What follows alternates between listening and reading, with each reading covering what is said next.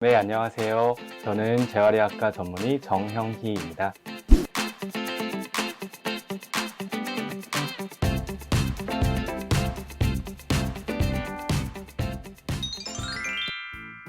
안타깝게도 죽은 뇌세포는 다시 살아나진 않습니다. 하지만 재활치료를 통해서 환자분들이 좋아지는 걸 직접 경험할 수는 있는데요. 이 부분은 뇌의 가소성과 뇌의 회복에 따른 변화라고 볼 수 있습니다. 신경과 뇌의 가소성이라는 말이 있습니다. 이 가소성이라는 것은 뇌의 신경회로가 외부 자극이나 경험, 그리고 학습에 의해서 구조적으로, 기능적으로 변화하고 재조직화되는 과정을 말하고 있습니다.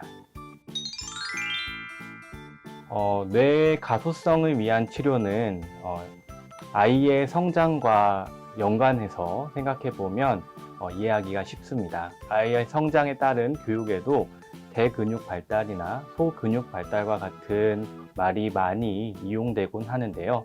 뇌신경 재활에서도 신체의 움직임을 통한 자극을 운동치료를 통해서 유도하고 있고요.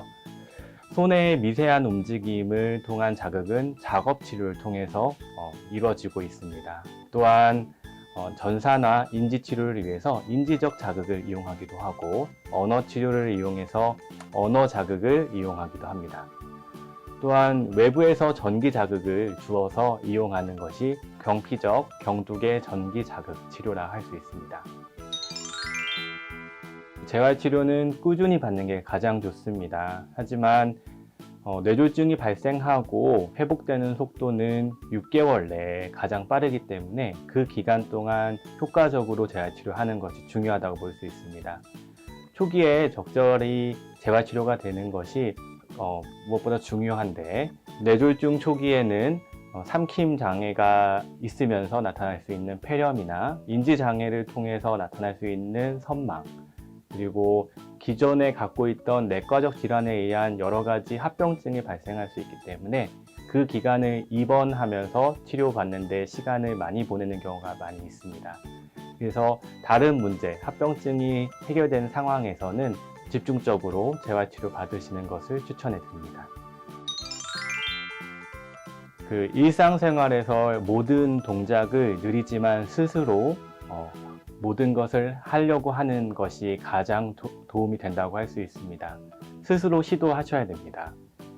아이들이 발달을 할 때는 트라이얼 에러라고 해서 시도를 하고 에러를 다시 교정하는 방법을 통해서 학습을 하게 되는데, 뇌졸중 환자분들은 본인의 실수를 받아들이지 못하는 경우가 많이 있습니다. 실수를 통해서 발전할 수 있는 기회조차 잃어버리는 결과가 있기 때문에 실수를 두려워하지 않고 스스로 무언가를 반복해서 시행하는 것이 가장 중요하다고 할 수 있습니다. 또한 재활치료의 효과는 눈에 바로 보이지 않습니다. 내가 매일매일 노력해서 열심히 하고 있지만 효과가 바로 보이지 않기 때문에 항상 좌절하고 더 노력을 하지 않으려고 하시는 경우가 많이 있는데, 병전의 나의 모습은 과거의 모습일 뿐입니다. 병전의 나의 모습과 지금의 나의 모습을 비교하는 것은 크게 도움이 되지 않습니다. 병 직후에 아무것도 못할 때의 나의 모습과 아니면 일주일 전의 나의 모습과의 비교를 하시면서 좀 더 발전적인 방향으로 치료 효과를 체감하시는 것이 중요하다고 볼 수 있습니다. 그러다 보면 점진적으로 회복해서 많이 좋아진 모습을 발견할 수 있을 겁니다.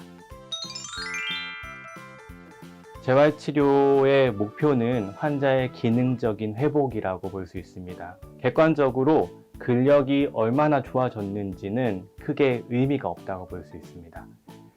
절대적인 근력이 부족하다고 하더라도 많은 반복을 통해서 일상생활 동작을 수행할 수 있다면 그 환자분은 재활치료의 효과가 굉장히 크다고 볼 수 있고, 힘이 많이 돌아왔지만 내가 완벽하지 않아서 이걸 하지 않겠다라는 마음을 갖고 계신다면 더 이상 발전이 없고 기능적으로 이용할 수가 없습니다. 그런 경우에는 굉장히 안타까운데, 저는 항상 말씀드립니다. 성장기 이후에는 매일매일 늙어가고 있습니다. 나이가 들어가고 있고요.